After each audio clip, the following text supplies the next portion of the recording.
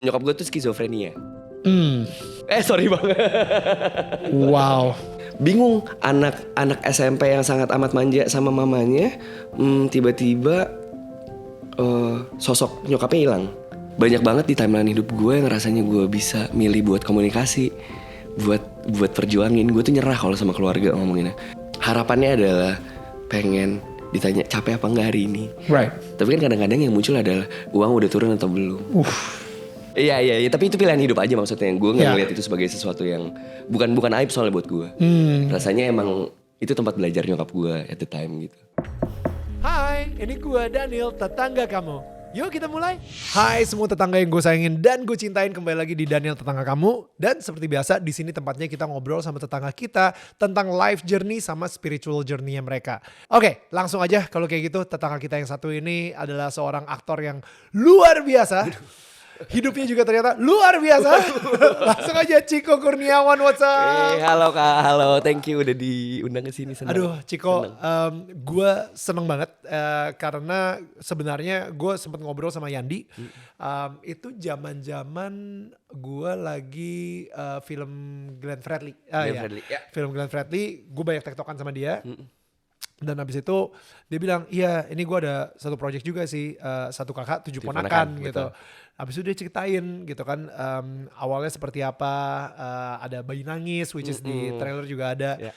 Dan gue yang kayak merinding banget, gue yang kayak gila hati lu tuh keren banget sih kayak untuk bikin film seperti ini.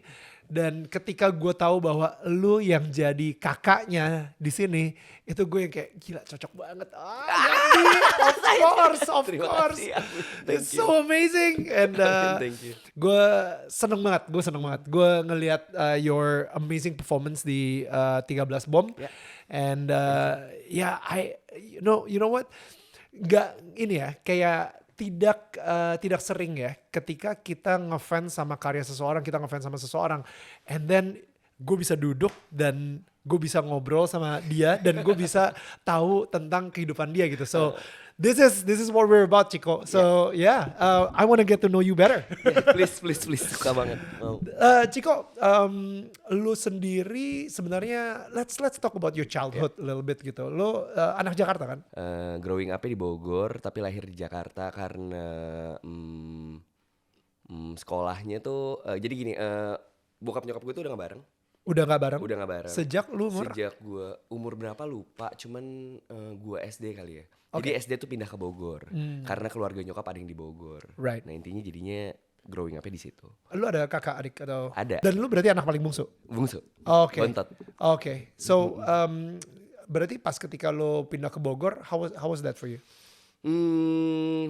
Menarik sih, banyak banget yang kejadian. Pas SMP intinya nyokap gue ternyata ini tapi informasinya langsung gede, maaf banget ya. Oke. Maaf banget, takutnya rasanya konteksnya besar sekali. Kayak nggak ada segue kayak pelan-pelan gitu kan, nggak ada. Soalnya gitu. emang kejadiannya pun ini langsung climax gitu. in your face. Betul. Oke. Nyokap gue tuh skizofrenia. Sorry banget. Wow, that is huge. Tapi udah baik-baik saja selama 10 tahun terakhir. Thank God. Tapi Ciko, sebelum kita masuk ke situ ya, itu informasi yang sangat besar sekali. Gue justru penasaran kenapa dia memutuskan untuk mengadopsi anak. Nyokap gue dulu nikah sama seseorang, terus udah nikah, udah cerai, tapi nyokap gue tuh dari finansial yang ekonomi menengah ke bawah. Oke. Survive-nya karena dia nggak punya pilihan yang lebih baik at the time, jadi dia kasarnya morotin suami pertamanya. Udah kelar itu cerai, ketemu sama bokap gua, punya anak. Ya. Tapi dia masih kontek-kontekan sama yang suami pertamanya.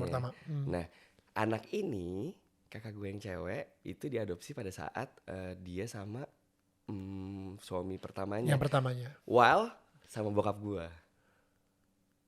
Oke, that is ya. Iya, tapi itu pilihan hidup aja maksudnya. Gue nggak ngeliat itu sebagai sesuatu yang bukan aib soalnya buat gue. Rasanya emang itu tempat belajar nyokap gue at the time gitu. Ini sesuatu yang mungkin bagi banyak orang tuh kayak nggak pengen expose gitu kan. Tapi kenapa lu ngerasa lu barusan ngomong kayak ini bukan sesuatu yang aib buat gue? Gue percaya orang belajar dari konflik kan. Nyokap gue di titik sekarang bisa punya anak gue ngerasa gue jadi seseorang yang bertanggung jawab itu kan karena gue ngelewatin ini kan. Kayak kalau nyokap gue nggak begitu mungkin gue jadi orang yang berbeda gitu. Dan gue ngerasanya mungkin emang udah meant to be begitu, terus gue belajarnya juga ngeliatnya jadinya begitu, jadinya apa ya, malah jadi blessing gitu buat gue, bukan aib. Lu jadi belajar dari sejarah apapun itu gitu. Saya ketika sejarah kelam pun juga tetap lu ngerasa well it's part of my life and you learn from it. Iya, soalnya milih gak sih kita tuh, maksudnya milih, gue sih ngerasa gue selalu milih mau ngelihat itu sebagai, hidup gue enggak, mau pahit atau mau dapetin harapan dari situ. Rasanya milihnya tuh pengen harapan, walaupun susah ya, nyampe ke So titik kita bisa, aduh gue berharap ini jadi sebuah kebaikan gitu, itu kan susah banget ya. So good. Iya, tapi bisa kalau mau komitmen Ya. milih ke situ gitu. Dan emang butuh effort dan intensionalnya itu benar-benar harus kenceng banget. No, kita ngelihat ini sebuah harapan bukan sebuah kutukan kepahitan hidup bukan gitu, kepahitan, iya, exactly. bener. Ya, wow. Oke, so kapan nyokap lu didiagnosa bahwa dia ada skizofrenia? Kelas 1 SMP semester 2, umurnya lupa, yang gue inget malah pas gue SMP. Pas lu SMP? Okay. Menarik kejadiannya pun menariknya pada saat dia tiba-tiba ngamuk gitu. Ngamuknya nggak bakal karena terlalu visual, mungkin gue nggak bakal spesifik ya. Tapi pada saat ngamuk gue kaget, bingung, anak SMP yang sangat amat manja sama mamanya, tiba-tiba sosok nyokapnya hilang. Terus pas ngamuk tuh gue nggak ngerasain sedih, nggak ngerasain, cuman kaget doang, shock doang. Pas masuk rumah sakit jiwa pun kenapa sih, ada apa sih, belum sit in gitu perasaannya. Oke. Iya, kayak belum realize apa yang terjadi sama hidup gue gitu. Tapi triggernya apa? Tiba-tiba dia yang skitso aja gitu in one day. Karakteristiknya sendiri apa yang tiba-tiba dari yang nyokap yang tadinya penuh dengan kasih sayang tiba-tiba jadi nyokap yang skizofrenia gitu? Ini Kak, susah sih kalau misalnya ngomongin karakter, soalnya bener-bener nggak ada patternnya. Patternnya adalah kalau karena spektrumnya besar sekali, skizofrenia tuh kan ngomonginnya berarti halusinasi. Pada saat dia berhalusinasi, sesimpel dia pernah tiba-tiba dudukin gue terus ngeludahin, tapi nggak sadar. Terus dia bilang Agnes Monica adalah mana Agnes Monica, mana Keanu Reeves. At the time Matrix tuh lagi boomingnya sama Okan Cornelius, pernikahan dini tuh lagi naik sinetronnya. Betul. Nah iya, lagi kayak gitu jadinya realitanya kecampur tuh. Oh wow. Jadi munculnya begitu. Right. Gitu. Right.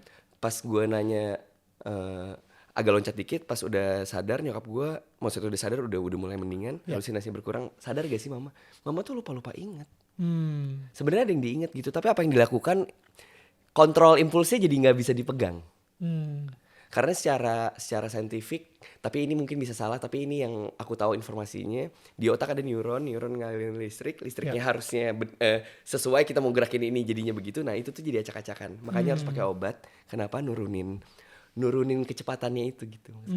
Makanya obat-obat yang aku tahu skizofrenia itu nurunin daya tangkap, bener-bener turun gitu. Sekarang jadi mama tuh diem aja, jarang interaksi sama orang gitu. Tapi function sebagai manusia, bisa merasakan emosi bisa gitu. Tapi kalau kerja udah nggak usah gitu maksudnya.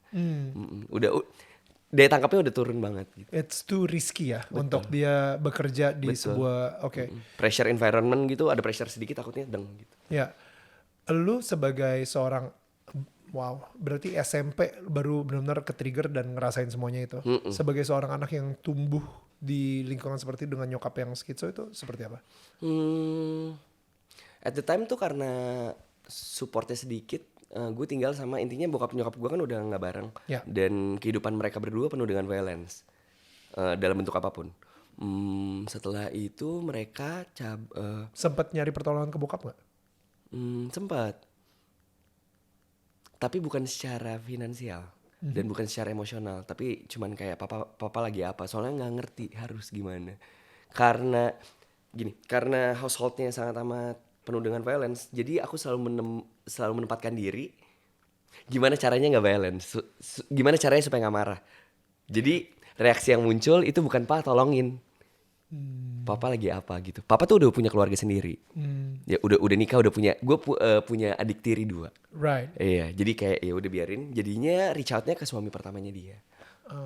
Dan di support to what extent gitu. Tapi intinya adalah long story short, gue jadinya harus survive sendiri. Pada saat itu kerja di warnet jadinya. Kerja di warnet. Iya. Terus nggak bisa ketemu mama, karena mama di Mental hospital. Iya. Sebenarnya bukan di mental hospital, tapi di kayak panti gitu loh. Oke. Karena mental hospital at the time di Bogor tuh penuh. Jadi di panti itu. Udah survive sendiri. Intinya yang dibayarin tuh cuman bayaran sekolah. Sisanya gitu ongkos segala macam kerja di warnet. Pada saat itu. Kakak? Lompat-lompat. Semuanya udah individual. Dan rasanya tuh at the time bener-bener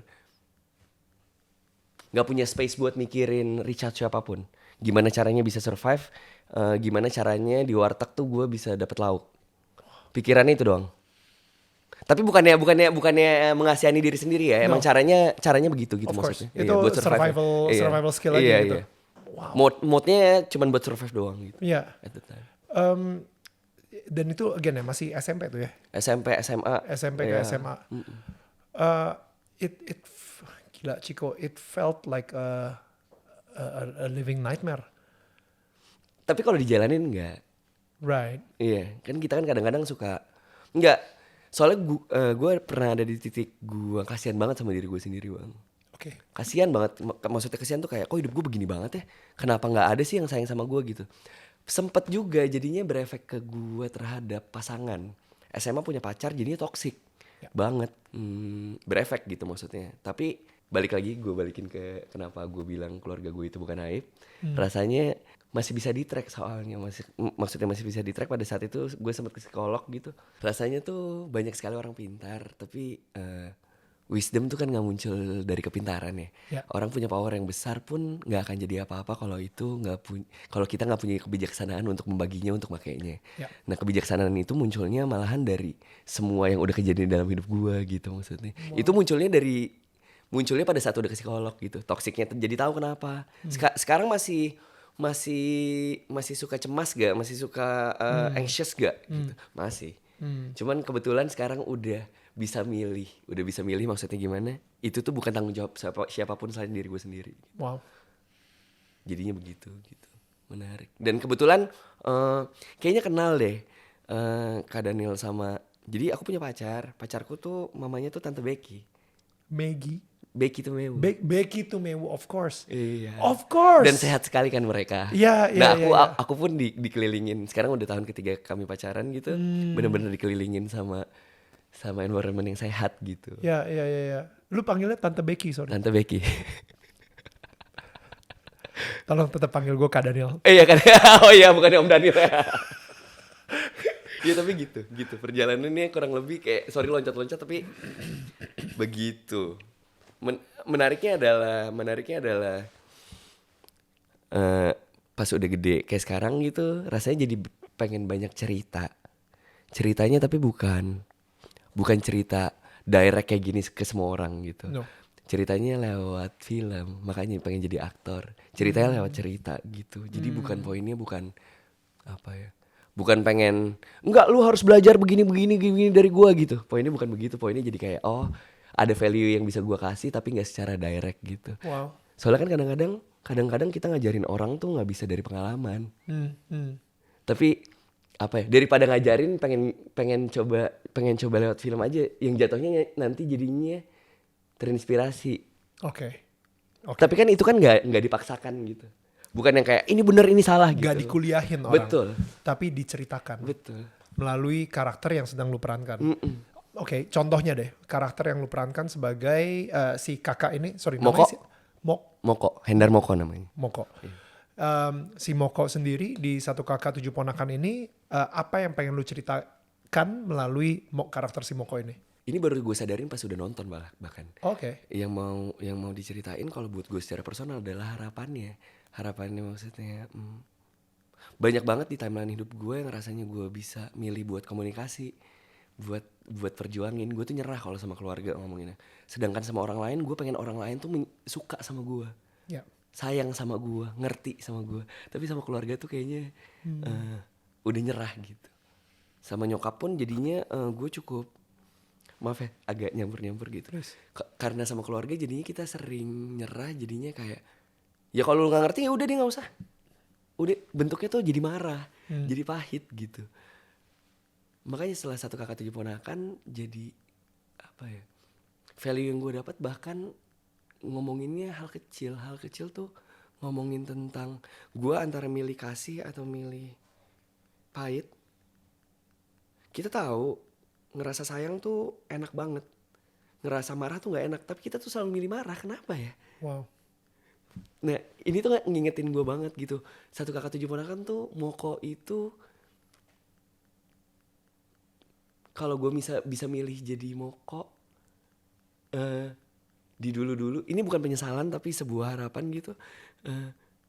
Gue pengen deh sekarang tuh bisa berkomunikasi sama nyokap gue at least. Sekarang soalnya yang ada dia gitu, kakak gue at least gitu. Gue pengen itu gitu.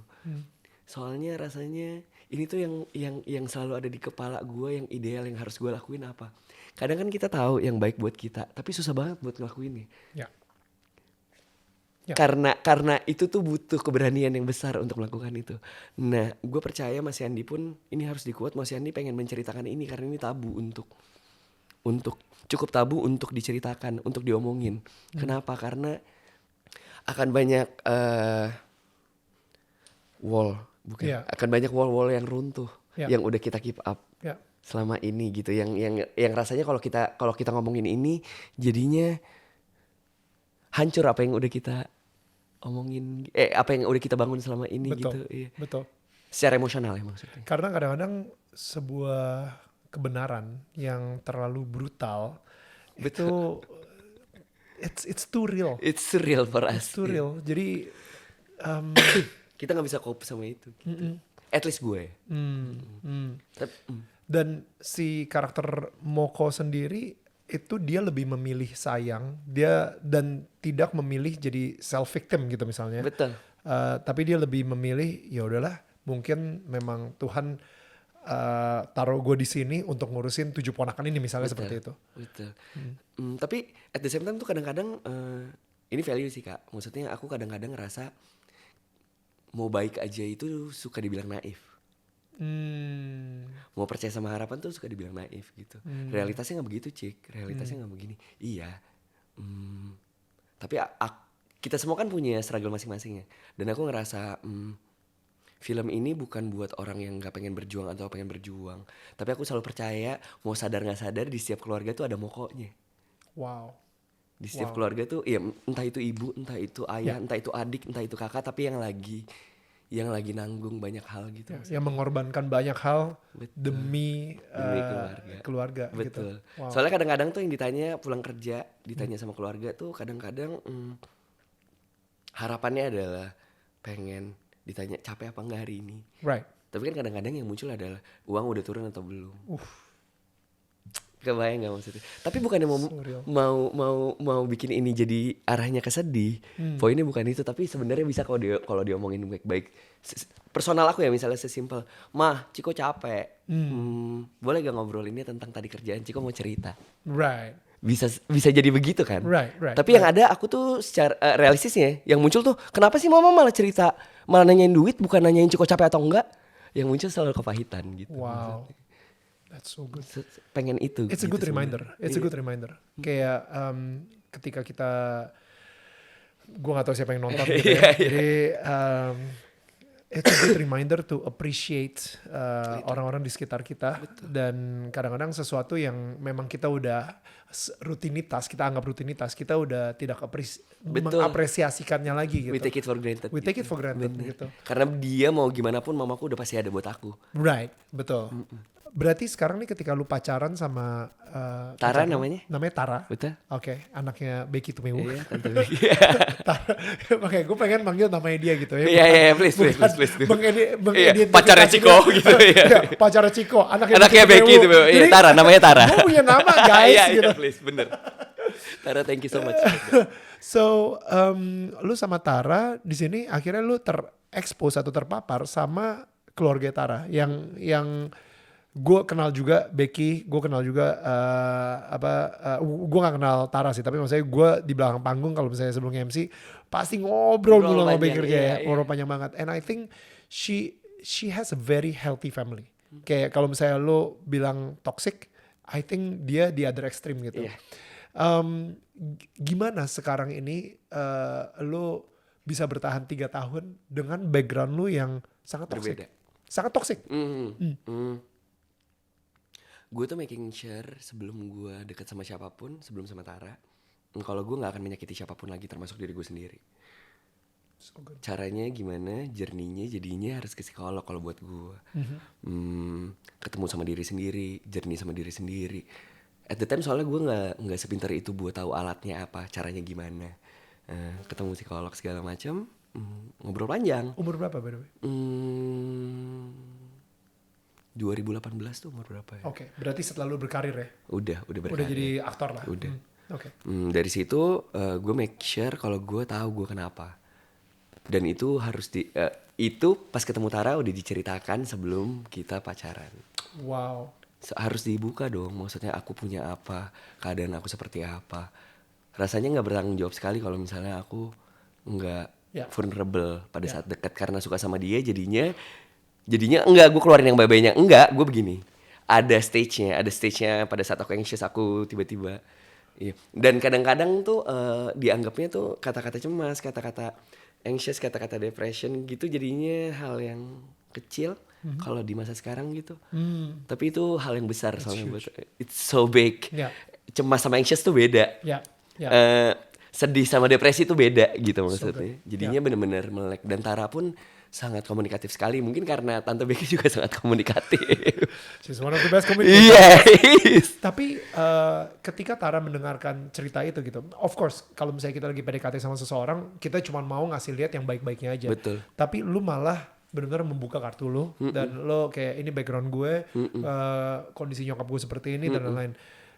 Tara responnya seperti apa? Tara tuh kayak apa ya? Kayak challenge accepted. Exactly. Really? Exactly. Enggak, tapi sebenarnya challenge acceptednya bukan ngomongin tentang dia mau nyelamatin gue. Tapi gue udah mau nyelamatin diri gue sendiri. Ayo aku temenin. Come on. Kan menarik jadinya. Maksudnya soalnya aku ngerasa obligasiku terhadap diriku sendiri itu gak bisa dibagi ke siapapun. Aku gak bisa nyelamatin siapapun. Aku juga gak mau diselamatin siapapun. Yeah. Tapi bebannya bisa dibagi, bisa dengan cerita, bisa banget.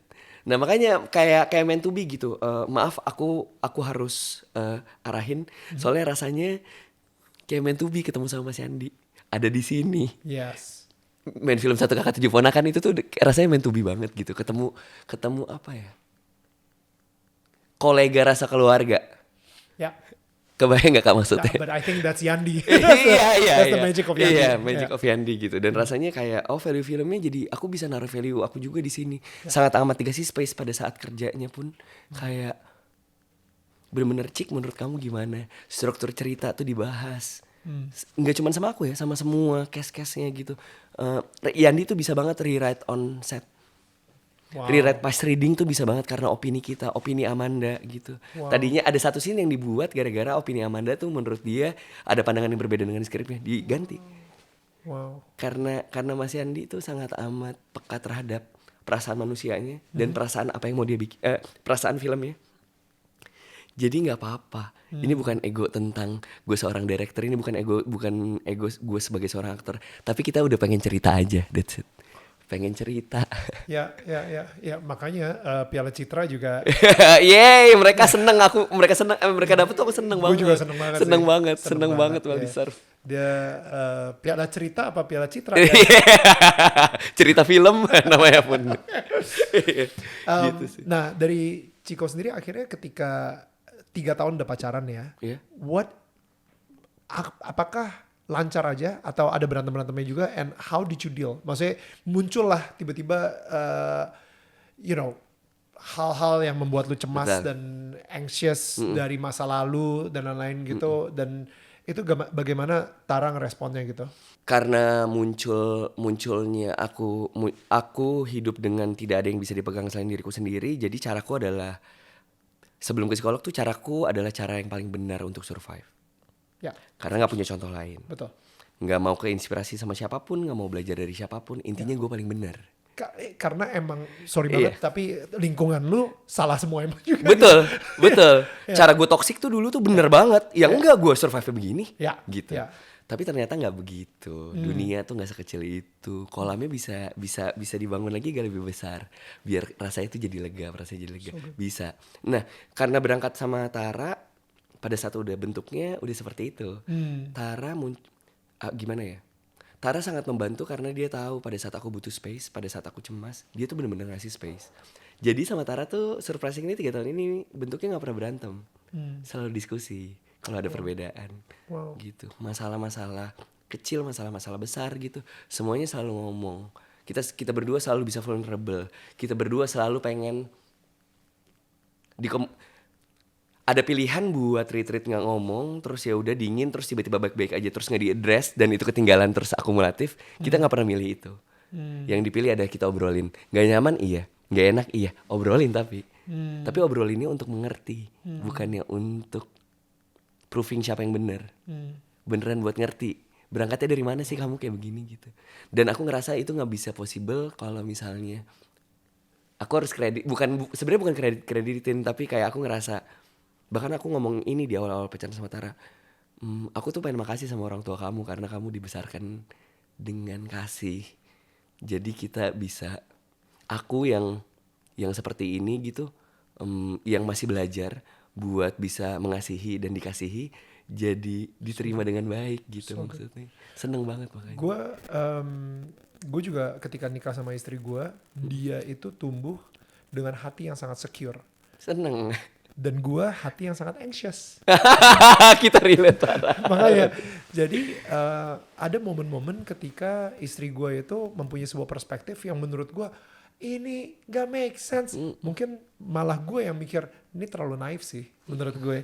This is Kamu terlalu baik jadi rasanya. Cara Iya. pandangnya terlalu ini. Tapi sebenarnya bukan cara pandang dia yang terlalu baik. Cara pandang gue yang terlalu toxic. Terlalu pahit aja. Cara pandang gue yang terlalu, wah ini gue kayak bakal dieksploitasi sama dimanipulasi sama orang-orang sekitar gue. Sehingga gue mempunyai cara untuk menanggapi hal tersebut dengan cara gue sendiri. Bener. Yang selama ini works Iya. gitu buat gue. Iya. Tapi ternyata it's very toxic and it's, dia bilang kayak gini, lu malah menolak orang lagi pengen bless lu dengan something karena lu pikir dan lu curiga dia itu mau memanipulasi lu gitu. And I think gak tau ya, gue juga belum ketemu sama Tara sih, tapi kayaknya gue mendapatkan that security, hati yang secure dari Tara. Tapi emang butuh kerendahan hati yang begitu besar untuk menerima masukan tersebut. Betul. Dan untuk mengakui kalau misalnya selama ini yang gue lakuin ternyata toxic. Salah gitu. Gitu Iya kan. benar. Apalagi kita laki gitu. Iya, apalagi karena budayanya seperti itu, apalagi di Indonesia gitu. Aku pengen tahu, boleh gak sih aku nanya? Please ya. Karena tadinya kakak punya sesuatu yang pahit gitu dibawa, apalagi ngomongin pernikahan gitu, udah bener-bener disatukan gitu. Rasanya tuh ketimpuk, apa jatuh, apa sakit dulu nyampe bisa di titik kayak, oh kamu nggak naif, tapi akunya aja yang terlalu pahit. Punya perspektif itu tuh nyampe bisa di titik itu aku pengen tahu gitu. Gue ceritain. Mau. Yes. Suka. Gue ceritain. Jadi ada satu momen ketika gue baru balik nge-MC. Gue seharian kerja dan gue capek banget. Dan gue ada waktu date night sama istri gue. Gue pas lagi date night itu for some reason kita lagi berdiskusi, ngobrol-ngobrol. Dan ternyata ada sesuatu di hati gue yang, ya tadi yang gue bilang tuh, gue kecurigaan, gue ngelihat orang itu mau memanipulasi gue Iya. atau menggunakan gue karena gue terkenal, mereka Iya. mau temenan sama gue Iya. hanya karena gue tenar lah dan lain-lain. Iya. Jadi akhirnya istri gue bilang, Nil kayaknya itu sesuatu yang toxic. Ya of course sekarang kalau bisa kita omongin emang itu toxic banget Iya. gitu ya. Tapi at that time gue tidak melihat itu sebagai sesuatu yang toxic. Gue ngelihat itu sebagai self defense mechanism. Iya. Dan akhirnya ini analogi yang dia kasih tahu ke gue. Karena gue udah capek dan gue udah malas berdebat. Iya. Dia bilang seperti ini. Yang gue lakuin barusan adalah gue memberikan lu sebuah kado. Dan lu buka kadonya, tapi ternyata lu gak suka sama isinya. Tapi gue tahu isinya ini akan membawa kebaikan buat lu. Merinding. Nah sekarang terserah lu. Apakah lu mau memakai kado tersebut atau lu mau tutup lagi. Ya. Dan here's the thing. Kalau misalnya lu tutup lagi pun, it's okay. Karena gue udah mencintai lu selama 10 tahun terakhir with this dysfunction. Mau nangis. Seneng banget dengernya. And it's okay. And I will love you anyway. Kayak gitu. Di situ perspektif gue terhadap Viola yang mungkin yang tadinya gue juga curigaan. Apakah dia seorang istri yang cuman pengen ngerubah suaminya saja. Itu jadi berubah. Karena gue ngerasa wow dia benar-benar mempunyai niat baik untuk merubah gue menjadi seorang suami dan seorang laki-laki yang lebih baik lagi. Sehingga gue bisa menyayangi dia lebih baik lagi gitu. With a less dysfunction. Itu perspektif yang berubah banget. Dan dari sejak saat itu ketika gue mendapatkan feedback atau kritikan dari istri gue, itu gue benar-benar terima. Gue nggak kayak apaan sih lu tahu apa sih gitu Iya, kan. iya. Kita kan suka begitu Iya, ya. kayak Ngerti. gitu. Gue yang paling tahu. Gue laki di sini. Jadi gue yang kayak memimpin keluarga. Iya, ini dengan iya, cara iya. gue dan lain-lain. Ide kayak gitu ya. Tapi sekarang gue ngerasa no. Untuk gue menjadi manusia yang lebih baik lagi, mungkin ada baiknya gue ngedengerin perspektif dia yang selama ini nggak pernah gue lihat gitu sebelumnya. So ya itu I hope it answers your question. Iya, seneng dengernya ya. Terima kasih Kak. Terima kasih Tara. seneng. Lu harus baca buku judulnya Attached. Attach. Attached itu ada anxiety heart, ada avoidance heart, sama secure heart. Nah, jadi dari 3 itu ternyata gue tipikal yang anxiety. Karena semua karakter-karakter yang dia ceritain itu mirip banget sama karakter gue. Muncul di Dan situ. semua karakter-karakter secure itu ternyata mirip banget sama Viola. Jadi gue akhirnya dari yang anxiety mulai bisa belajar bagaimana menjadi secure gara-gara Viola actually. Jadi membuat gue jadi lebih secure Senang. lagi gitu. Walaupun masih banyak anxious-anxious ya. Betul. Nah, enough about me. Gue tahu komentarnya ini presenternya terlalu banyak ngomong. Enggak. Saya suka ini. Kita ngobrol soalnya. Banyak banget ya komentar kayak gitu. Aduh ini Daniel kok banyak ngomong. Tolong dong gue kesini pengen dengerin Ciko. Enggak Ya kan? gitu. Bareng-bareng. Tapi balik lagi ke Ciko. Sekarang hubungan lu sama nyokap seperti apa? Dan bagaimana ketika nyokap lu memperlakukan lu ketika dia lagi skitso-skitsonya gitu ya. Tadi lu bilang mudah dan mungkin ada hal-hal lain yang lebih parah dari itu. Dan gue ngerasa sungguh sulit untuk lu bisa memaafkan nyokap lu sendiri. Dan mungkin kayak gimana caranya supaya hati lu bisa benar-benar memaafkan dan triggernya apa sampai akhirnya lu bisa memaafkan dia. Mungkin bentuknya gini kali ya. Rasanya tuh kalau sekarang gitu, state-nya sekarang adalah aku komunikasi bisa masih belum sekonsisten itu untuk jadi selalu baik. Padahal lu tinggal sama nyokap udah. Tinggal sama nyokap gitu. Tapi rasanya tuh selalu ada resentment. Oke. Lu udah bikin hidup gue kayak begini in the back of my head gitu. Ya. Yang kita tahu sebenarnya bukan itu poinnya. Ya. Jadinya gini kali ya. Secara subconscious lah. Iya, subconscious tuh selalu ada itu gitu maksudnya. Tapi Tara tuh dekat sama mamaku. Aku bawa lagi mama. Wow. Dekat sekali. Jadi dia tuh selalu ngingetin sayang jangan segitunya sama mama. Jangan segitunya tuh maksudnya aku kadang-kadang suka jadi kayak mama susah makan. Kayak makan dong mah. Bisa langsung Ya. cepet banget naiknya dong 0 gitu. to 100 Iya, parah ya. langsung gitu Ya. maksudnya. Tapi at the same time aku ngerasa getting better. Getting betternya kenapa? Rasanya jadi kayak aku tuh ngerasa sebenarnya yang harus dimaafin tuh mamaku atau diriku sendiri sih. Maksudnya gimana? kalau perspektifnya dibawa sama mamaku tuh selalu pengen survive dalam hidupnya. Kalau misalnya ditanya aku mirip gak? Iya mirip. Aku aja bisa di titik sadar harus ke psikolog, benerin diri, beresin diri. Mamaku punya gak informasi itu? Gak punya sama sekali. Jadi sebenarnya yang harus dimaafin adalah aku maafin diriku sendiri. Maafinnya kenapa? Karena maaf ya Ciko, kamu ada di posisi seperti itu, tapi percaya deh gak ada yang minta buat aku ada di titik itu. Mamaku pun secara conscious, aku gak percaya kalau dia mau udah anak gue kasarin aja deh. Udah anak gue sakitin aja deh. Rasanya kenapa gini, permintaan maaf tuh kayak apa ya, kayak hal yang selalu kita pengenin, tapi yang dibutuhin tuh sebenarnya bukan maafnya kalau buat aku Kak. Malah yang aku butuhin malahan rasanya aku nerima semuanya supaya aku bisa ngelihat mamaku itu bukan jadi sumber traumaku, tapi jadi objektif hidupku. Kebayang nggak Kak maksudnya? Mungkin gini kali ya, biar nggak muter rasanya. Balik lagi, aku ngerasa aku punya pilihan buat aku bisa nggapai terhadap keluargaku, tapi punya harapan bahwa aku bisa break the cycle. Cycle-nya apa? Cycle nggak sadar bahwa kita itu butuh bantuan. Bantuan dari teman-teman, bantuan dari keluarga yang lain, bantuan dari manapun. Dan nggak apa-apa kalau mau dibantu. Nah, nggak tahu kenapa aku harus sambungin ini ke satu kakak. Soalnya rasanya buat aku satu kakak tuh ngajarin itu banget. Ngajarin tentang Satu kakak itu maksudnya film Satu kakak 7 ponakan. Satu kakak 7 ponakan. Maaf aku campurin soalnya rasanya karena value-nya itu besar banget film ini. Jadi mau gak mau ini ngefek ke hidupku gitu. Maksudnya ini film yang ngerubah hidupku gitu.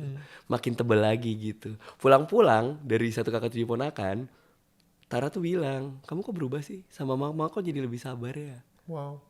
Menarik gitu. Soalnya aku sendiri gak sadar gitu. Gak sadar kalau aku bisa lebih sabar gitu. Lebih mau nyayangin gitu. Keren.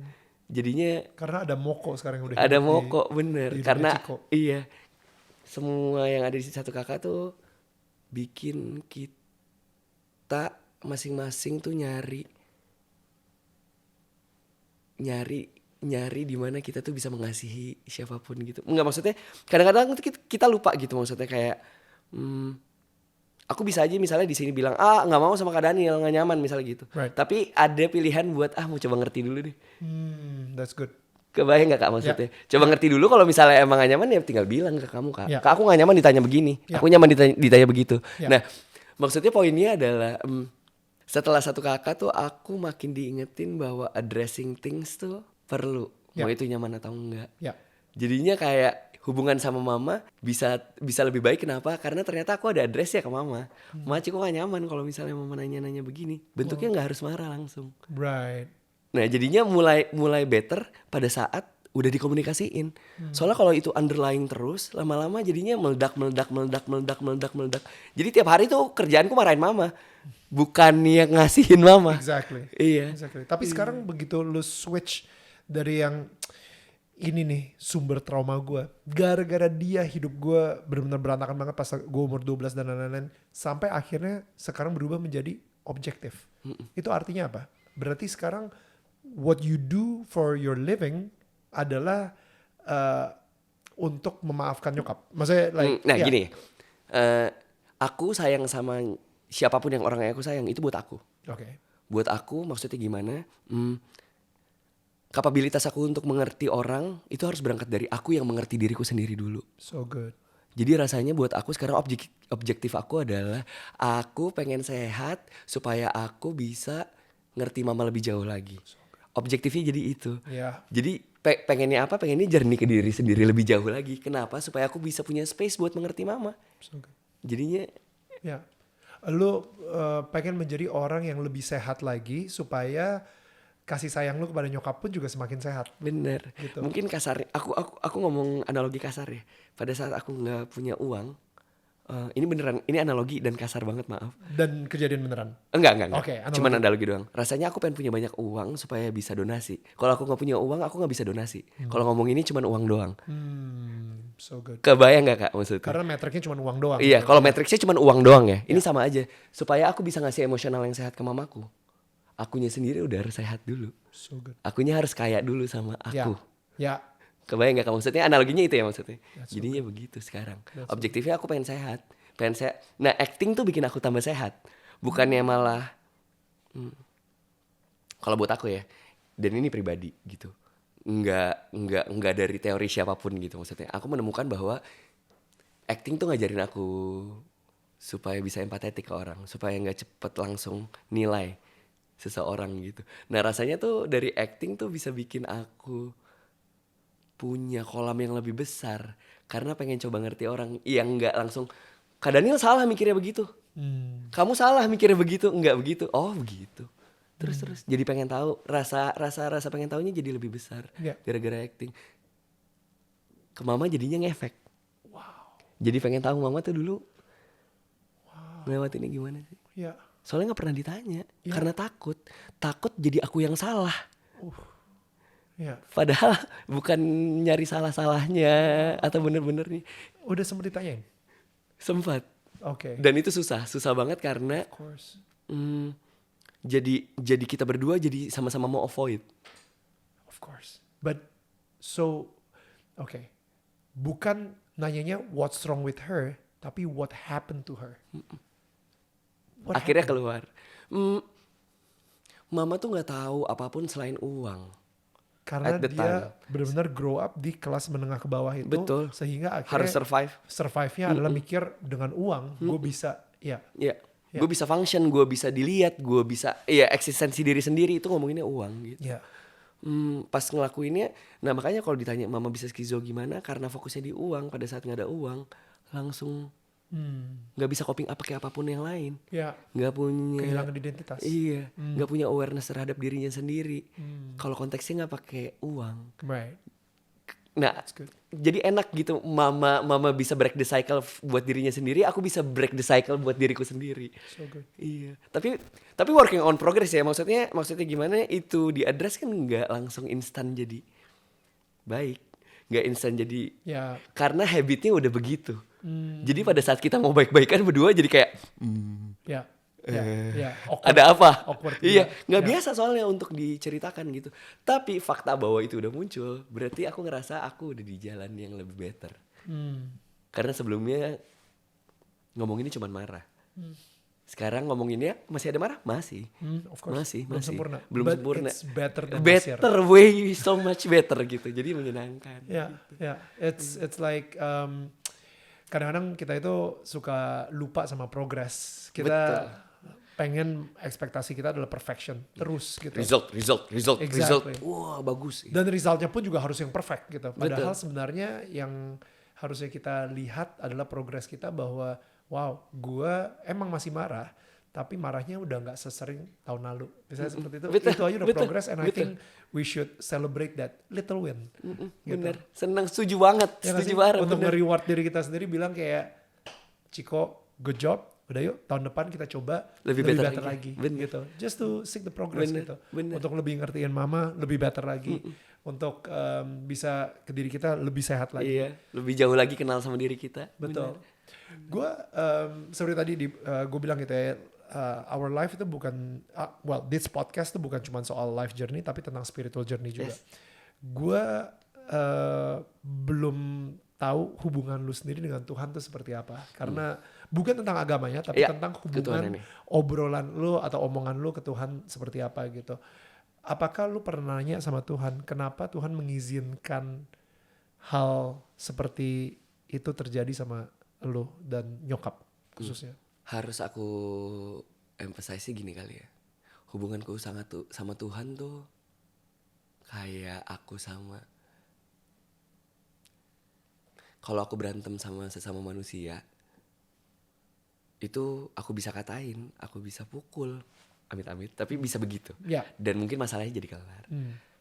Tuhan tuh kalau buat aku tuh jadi within. Jadi within. Kenapa? Soalnya Aku percaya aku nggak pernah bisa comprehend kebaikannya Tuhan. Ya.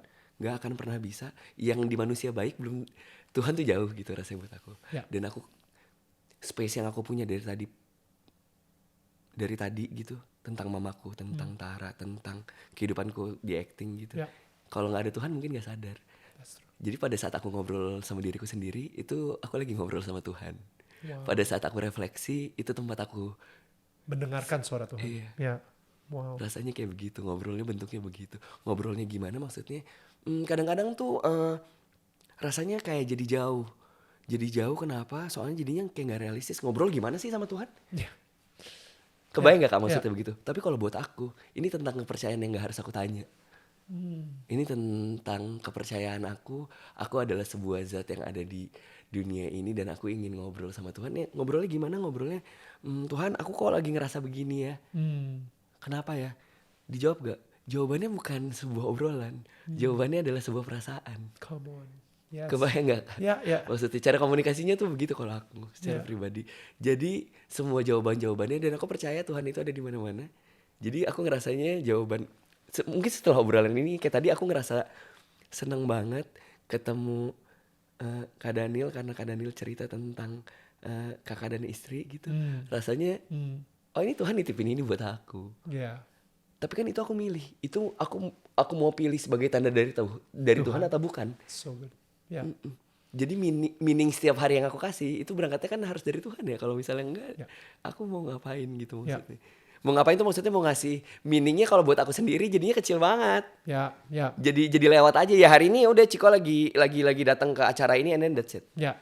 Wow. Kalau itu Ciko doang. Ya. Tapi kalau dimasukin Tuhan jadi meaningful banget. So good. Gitu rasanya. Dan Despite everything. gue ngerasa Tuhan itu udah memperlihatkan bahwa yes, gue sayang banget sama Ciko. Sehingga gue pertama, gue mempercayakan nyokapnya Ciko dengan Ciko. Jangan kayak mau nangis. Thank Itu you. pertama. Karena apa? Karena Ciko bisa handle. Dan yang kedua, gue memberikan Ciko sebuah talenta atau talent yang luar biasa in acting. Gue memberikan Tara ke Ciko karena tahu dia adalah pasangan yang bisa menolong Ciko dalam situasi dan musim yang pas banget. Tara dan keluarganya. Dan Tara dan keluarganya. Jadi kayak I don't know ya, kayak kadang-kadang kita ngelihat dan lu bisa ngelihat itu adalah semuanya fingerprints of God gitu. Sidik jari Tuhan tuh di mana-mana gitu. Betul. Ada orang yang nggak percaya Tuhan bilang kayak kebetulan ini emang karena gue aja karena acting gue aja Tara mau sama gue karena gue aktor aja gitu whatever cuman tapi lu sekarang ngelihatnya justru lu memilih untuk melihat itu. Enggak sih Tuhan yang mengirim Tara untuk gue karena gue membutuhkan dan Tuhan tahu banget apa yang terbaik buat gue dan apa yang gue butuhin gitu. Betul. That's beautiful. Dan aku ngerasa Tuhan gini, rasanya Tuhan tuh aku percaya Tuhan tuh ngasih diriku kapabilitas untuk bertanggung jawab atas apa yang aku pilih. Maksudnya gimana? Aku tuh paling gak suka kalau misalnya ada orang dalam agama apapun, dalam kepercayaan apapun, bawa-bawa Tuhan dengan rasanya gak bertanggung jawab. Maksudnya adalah Tuhan bilangnya ini jadi kalian harus begini, tapi dengan cara yang violence gitu rasanya. Di bawah Tuhan. Nah aku percaya aku tuh sangat jarang ya Kak ngomongin ini. Maksudnya ini karena kamu tanya senang makanya iya. Jadi rasanya tuh buat aku ketuhanan tuh buat aku hal yang paling sangat amat ingin aku pertanggungjawabkan terhadap diriku sendiri. Jadi rasanya aku nggak mau kayak misalnya kebaikan yang aku lakukan, kejahatan yang aku lakukan itu berangkat dari diriku sendiri dan dinilai sama Tuhan. Rasanya seperti itu. Jadi pada saat aku menilai jahat itu bukan karena Tuhan. Kalau misalnya baik itu karena Tuhan udah ngasih aku kesadaran bahwa ini kulakukan dan ini rasanya baik. Sesimpel gimana? Maksudnya gimana? Bentar supaya aku nggak muter. Sesimpel aku ngobrol begini sekarang sama Kak Daniel rasanya enak banget karena kita ngobrolin kebaikan. Pada saat aku misalnya di sebelah ada C namanya, terus tiba-tiba dia gosip rasanya kok nggak nyaman ya. Right. Itu tanggung jawabku untuk milih. Tapi Tuhan udah ngasih tahu. Soalnya kan udah ngasih tahu perasaannya. Perasaannya enak ngobrol begini, Kak. Betul. Gosip tuh kayaknya rasanya nggak enak, Kak. Betul. Tapi kadang ada enaknya nggak ada. Nah tapi itu milih. Ya. Nah Tuhan tuh selalu ngasih pilihan itu buat aku. Ya. Rasanya kayak gitu. Nggak, aku harus address ini soalnya rasanya buat aku nggak mau. Iya, gue bisa begini karena Tuhan, betul. Tapi karena Tuhan ngasih pilihan. Kebayang nggak, Kak, maksudnya? Ya. Dan aku yang milih. Jadi aku kalau jahat, jadi orang yang jahat, itu bukan karena Tuhan. Itu pilihan aku. Betul. Rasanya harus aku address itu. Betul. Dan I think itu bentuk cinta terbesar adalah kita diizinkan untuk memilih. Bener. Karena kalau misalnya kita tidak bisa milih, kita harus berbuat baik, kita harus mencintai Tuhan benar-benar udah gak ada pilihan lain, ya itu namanya robot gitu. Betul. Jadi justru bentuk cinta Tuhan terbesar ke kita sebagai manusia adalah mengizinkan kita untuk memilih. Betul. Setuju. Dan bahkan memilih untuk tidak percaya lagi sama dia. Iya. Dan dia pun juga akan, ya tapi gue akan tetap sayang sama lo. Iya, nggak bisa kita comprehend kebaikan Tuhan Gak bisa tuh. kita comprehend. Jadi Nggak kayak bisa. kayak misalnya ya lu bayangin pacar gitu ya. Iya. Gue nggak peduli, gue nggak mau tahu. Lu harus terus mencintai gue, lu harus terus hormatin gue, lu harus terus bikin kopi buat gue, lu harus whatever. Dan dia nggak punya pilihan, itu namanya bukan cinta kan? Betul. Gitu. Tapi cinta adalah ketika si pacar lu ini diberikan pilihan untuk terus mencintai lu balik. Betul. Atau malah berpaling dari lu. Iya. Dan kita kan nggak mau nahan atau mempengaruhi pilihan dia, sama kayak kayak begitu jadinya. Itu Kita ngobrol aja udah kayak lagi belajar. exactly. Kayak I think gue personally tanggal 23 Januari nih gue nggak sabar untuk nonton Satu Kakak Tujuh Ponakan.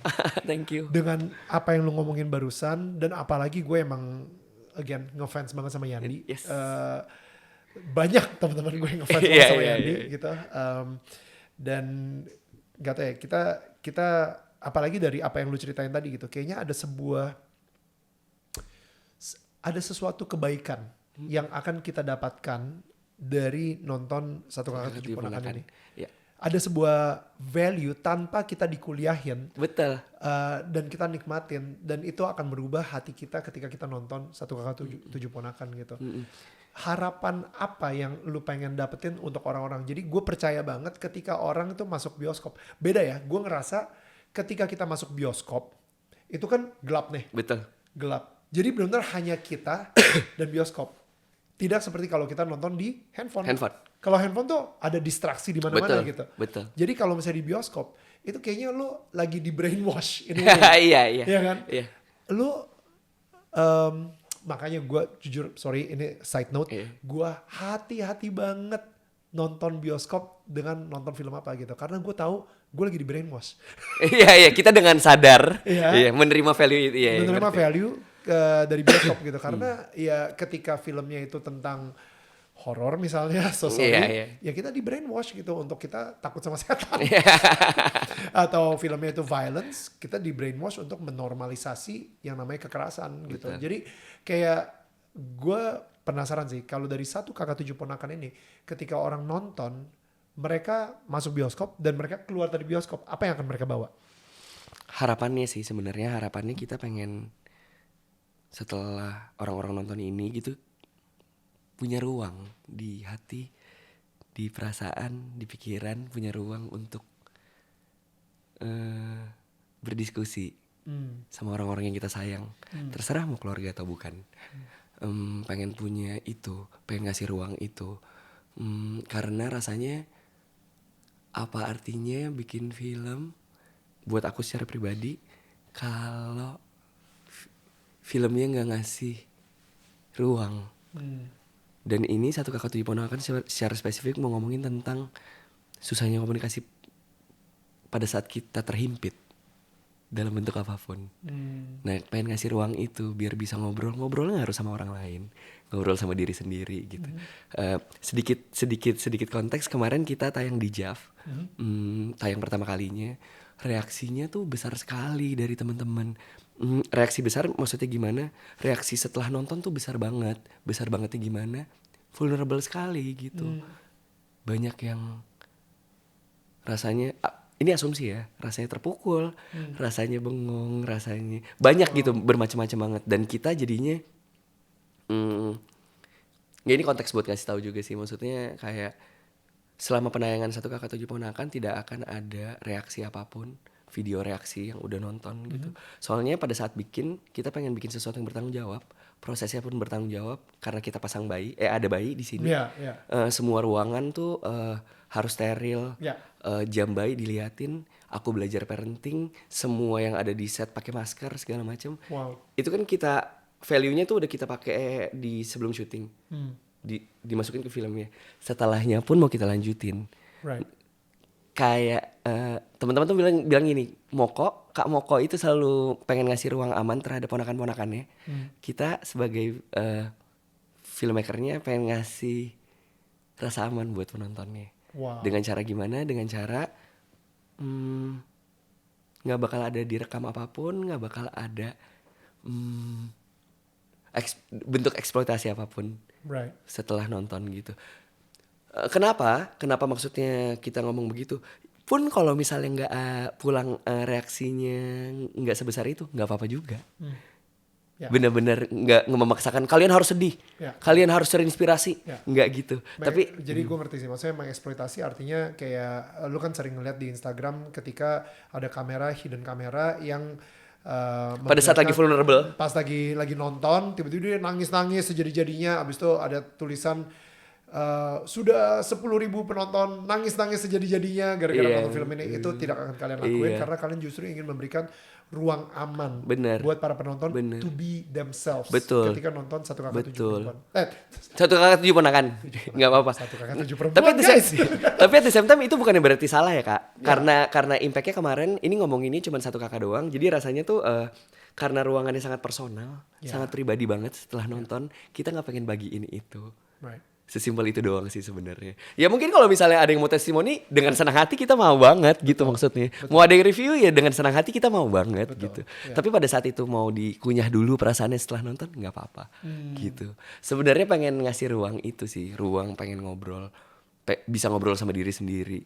Yang rasanya tuh ini tuh terlupakan. Soalnya konteks sedikit, Mas Arswendo bikin ini tahun 90-an. Bentuknya sinetron, iya 60 episode sama Mas Yandi. Sekarang kalau misalnya ditanya ada bedanya apa enggak, sebenarnya bukan mau ngekerdilin ceritanya, tapi esensi dari ceritanya. Nah menariknya adalah sampai di titik ini masih relevan. Even buat aku, nggak usah buat penontonnya dulu deh. Buat aku yang main, yang baca skripnya gitu. Kok ini relevan ya? Padahal ini udah 90, di 90-an tuh udah diomongin gitu maksudnya sama Arswendo gitu, penulis originalnya gitu. Kayak wah seneng ya bisa bicarain sesuatu masalah yang masih lingering. Dan bisa tertutup rapat, bisa susah banget untuk diomongin, terus kita omongin tuh jadi ini mungkin akan ngasih sesuatu yang baik gitu buat kedepannya. Thank you, Ciko. I think I don't know, you're such a beautiful healing soul. Thank you. Kita semua kok, kita semua. Kita semua juga seperti itu. And wow, it's again ya, kayak gue grateful banget. Nggak setiap hari gue bisa ngobrol sama seseorang yang gue ngefans banget di sebuah layar lebar gitu. Jadi dan gak setiap hari gue bisa ngasih souvenir. Thank you. Souvenir. Jadi sebenarnya ini ya gak usah dibuka. Iya. Ini dan gue bisa ditaruh itu di rumah di mana lu kan masih sama nyokap gitu. Bisa taruh juga di mana setiap kali lu ngeliat ini lu bisa mikir bahwa mukjizat itu sedang terjadi. It's in the process. Healing itu sedang terjadi. Nyokap lu juga dalam proses of healing. Betul. juga. Kita semua. Ya, kita semua lah sebagai manusia. Selalu journey-nya gak bakal berhenti. Dan setiap kali ngeliat ini bahwa ada terang di rumah lu yang akan membuat si healing proses ini terus berjalan lah kayak gitu. Karena pilihan-pilihan lu juga. So thank you for sharing that story yang vulnerable gila. Thank you. Thank you dikasih tempatnya. Thank you banget. So Ciko Kurniawan guys, everybody. Dan kita akan ketemu lagi minggu depan sama tetangga yang tidak kalah spesialnya. And tetangga saling menyangga bukan menyanggah. Bye guys. Bye.